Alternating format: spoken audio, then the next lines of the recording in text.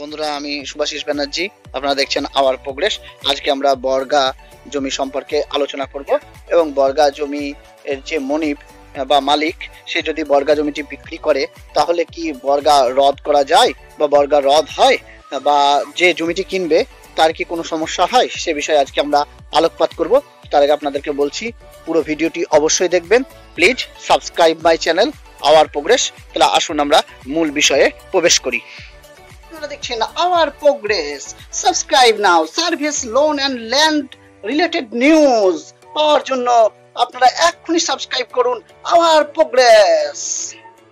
দেখুন, আমরা একটি ওয়েবসাইটে এসেছি এবং এই ওয়েবসাইটে আপনারা দেখতে পাবেন, যদি কোনো বর্গা জমির মনিব তার বর্গা জমি বিক্রি করার ইচ্ছা পোষণ করেন, সেক্ষেত্রে তিনি বর্গাদারকে লিখিতভাবে জানাবেন যে তিনি অর্থাৎ বর্গাদার উক্ত জমি ক্রয় করতে ইচ্ছুক কিনা। তবে মনিব যদি তার কোনো সহ শরিক বা পিতা, মাতা, স্ত্রী, পুত্র, কন্যা বা পুত্রের নিকট বা তার পরিবারের অপর কোনো সদস্যের নিকট জমিটি বিক্রি করেন, সেক্ষেত্রে বর্গাদারকে জমি বিক্রি করার ব্যাপারে অবগত করার প্রয়োজন নাই। তাহলে আপনারা এই কলমে পরিষ্কার বুঝতে পারছেন যে বর্গা জমির যে মালিক, সে যদি জমি বিক্রি করতে চায় তাহলে তাকে কিন্তু আগে বর্গাদারকে জিজ্ঞাসা করতে হবে যে বর্গাদার জমিটি কিনতে ইচ্ছুক কিনা। আর যদি বর্গাদারের কোনো শরিক থাকে, তার পিতা, মাতা, স্ত্রী, পুত্র বা কন্যা, পুত্রের নিকট, মনিব যদি তার কোনো মালিকের যদি কোনো শরিক থাকে, পিতা, মাতা, তার কাছে কিন্তু বিক্রি করতে পারে। সেক্ষেত্রে বর্গাদারকে অবগত করার প্রয়োজন হবে না। বর্গাদারকে উক্ত প্রস্তাব গ্রহণের তারিখ হতে 15 দিনের মধ্যে জমি ক্রয় করা বা না করার ব্যাপারে লিখিত সিদ্ধান্ত মনিবের নিকট পাঠিয়ে দিতে হবে। বর্গাদারকে আপনি অবগত করলেন, সেক্ষেত্রে বর্গাদার 15 দিনের মধ্যে কিন্তু বর্গাদারকে জানাতে হবে আপনাকে। যদি বর্গাদার উক্ত জমিটি ক্রয় করতে চান তাহলে জমির দাম ঠিক করে জমিটি ক্রয় করবেন।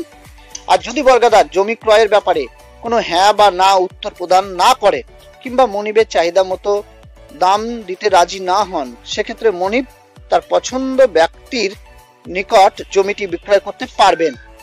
দেখা গেল বর্গাদার কোনো হ্যাঁ বা না কোনো কিছুই বলছে না, তাহলে কিন্তু যে মালিক, সে মালিক নিজের পছন্দ মতো যে কোনো ব্যক্তিকে বিক্রয় করতে পারবে। তবে শর্ত থাকে যে বর্গা জমিটির জন্য বর্গাকার যে দাম বলেছিল সেই দামের চেয়ে কম দামে মনিব বা মালিক জমিটি অন্য কোথাও বিক্রি করতে পারবেন না।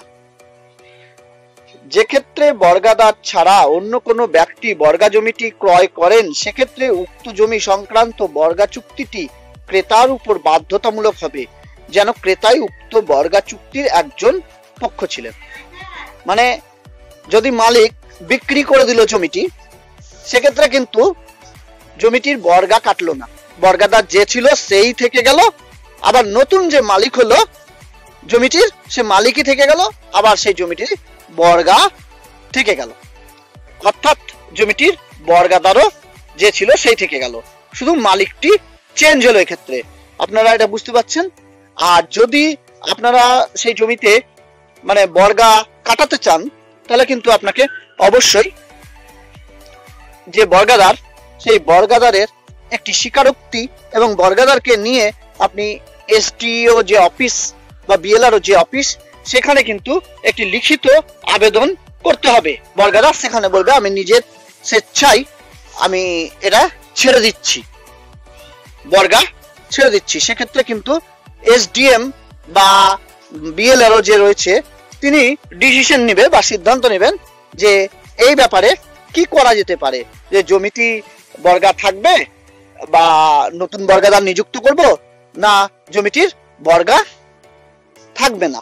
এই ব্যাপারে পুরো বিএলআরও কিংবা তার ঊর্ধ্বতন কর্তৃপক্ষ এসডিএম যারা রয়েছে, এসডিও অফিস, সেখানে এই বিষয়টি যাবে এবং তারাই সিদ্ধান্ত নেবে যে জমিটির বর্গা কাটানো হবে কিনা। তবে আপনাদেরকে বলবো যে বর্গা জমি কেনার বিষয়ে অতিরিক্ত সতর্কতা অবলম্বন করা দরকার, কারণ এক্ষেত্রে ঝোট ঝামেলা বেশি হয়। সেজন্য আপনারা সবসময় বুঝে শুনেই জমি কিনবেন। আমরা আরো কয়েকটি ধারা রয়েছে বর্গা জমি, সেই ধারাটা আমরা দেখে নিই। আসুন, এখন এই ওয়েবসাইটটিতে বর্গা চাষের বিষয়ে কয়েকটি জিনিস লেখা আছে, আমরা দেখে নিই। নির্ধারিত কর্তৃপক্ষের সিদ্ধান্তে সন্তুষ্ট না হলে প্রতিকার। 1984 সালের ভূমি সংস্কার অধ্যাদেশের কোনো বিধানের অধীনে যদি নির্ধারিত কর্তৃপক্ষ কর্তৃক প্রদত্ত কোনো আদেশ বা সিদ্ধান্ত ব্যবস্থা গ্রহণের ফলে কোনো ব্যক্তি সন্তুষ্ট না হন, তাহলে সংক্ষুব্ধ ব্যক্তি উক্ত আদেশ বা সিদ্ধান্তের বিরুদ্ধে আপিল করতে পারবেন। এটা কিন্তু 1984 সালের ভূমি সংস্কার অধ্যাদেশের 17/2 ধারায় কিন্তু রয়েছে। আরো এখানে আপনারা দেখতে পাবেন জমি বর্গা নেওয়ার সীমাবদ্ধতা, একজন বর্গাদার কত জমি নিতে পারবে সেটা আপনারা এখানে দেখতে পাবেন। বলছে কোনো বর্গাদারই 15 বিঘার বেশি জমি বর্গা চাষের জন্য গ্রহণ করতে পারবেন না। 1984 সালের ভূমি সংক্রান্ত যে অধ্যাদেশের 14 ধারা রয়েছে সেখানে বলা আছে চাষ কার্যে বাধা নিষেধ, বর্গা চাষের সঙ্গে জড়িত ব্যক্তি বর্গা চুক্তির অধীনে চাকুরে বা শ্রমিক হিসাবে জমি চাষ করবেন। যদি কোনো ব্যক্তি এই ধারার নিয়মাবলী লঙ্ঘন করেন, জমি চাষ করেন, তাহলে নির্ধারিত রয়েছে। আপনারা এখানে বুঝতে পারছেন যে একটা বর্গাদার একজন 15 বিঘার বেশি জমি অধিক গ্রহণ করতে পারবেন না, এবং তিনি বর্গাদার যে নিযুক্ত হচ্ছেন বর্গা চাষের সঙ্গে যুক্ত ব্যক্তি, বর্গা চুক্তি অনুসারে তিনি একজন চাকুরে বা শ্রমিক হিসাবে কাজ করবেন, মালিক হিসাবে কিন্তু নয়। বর্গাদারের ক্রয় অধিকার, যেটা আমরা এখনই আলোচনা করলাম।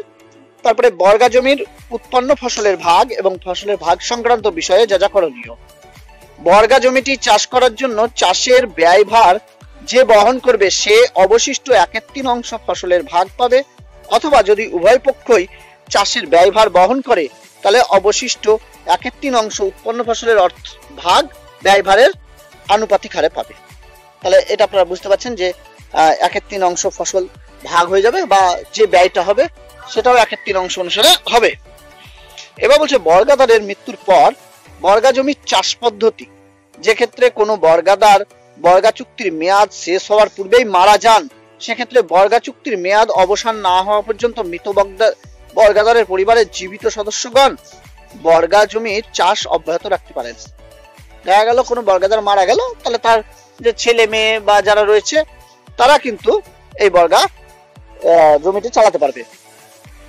যে ক্ষেত্রে বর্গাদার তার পরিবারের উক্ত জমি চাষ করবার মতো অবস্থায় কোনো ব্যক্তিকে না রেখে যাবেন, এটা আমরা একটু পড়ে নিই বিস্তারিত, আমরা দেখতে পাবো এখানে। দেখেন, যে ক্ষেত্রে বর্গাদার তার পরিবারের উক্ত জমি চাষ করবার মতো অবস্থায় কোনো ব্যক্তিকে না রেখে যান, মারা যান, সেক্ষেত্রে জমির মনিব বা জমির মালিক জমি ব্যক্তিগতভাবে চাষের অধীনে আনতে পারেন, অন্য কোনো বর্গাদারকে উক্ত জমি চাষের অনুমোদন দিতে পারেন। তাহলে দুটো জিনিস করতে পারেন, একটা হলো বর্গাদার দেখা গেল তার পরিবারের উক্ত জমি চাষ করবার মতো অবস্থায় কোনো ব্যক্তি না রেখে মারা যান, এগুলো অপুত্রক অবস্থায় কোনো বর্গাদার মারা গেছে, তার কেউ নেই, সেক্ষেত্রে জমির যে মালিক সে জমি ব্যক্তিগতভাবে চাষের অধীনে আনতে পারেন, অথবা কোনো বর্গাদারকে উক্ত জমি চাষের অনুমোদন দিতে পারেন। তাহলে সেক্ষেত্রে যদি নিজের ব্যক্তিগতভাবে নিয়ে আসেন তাহলে বর্গা কেটে গেল। আপনাদেরকে যেটা বলছিলাম যে বর্গা কাটানোর নিয়ম, আর কোনো বর্গাদার স্বেচ্ছায় যদি বর্গা করেন ছাড়েন, তাহলে তাকে এসডিএম অফিসে বা বিএলআর অফিসে গিয়ে একটা স্বীকারোক্তি দিতে হবে লিখিত। তাহলে ধন্যবাদ ভিডিওটি দেখার জন্য। Please subscribe my channel our progress.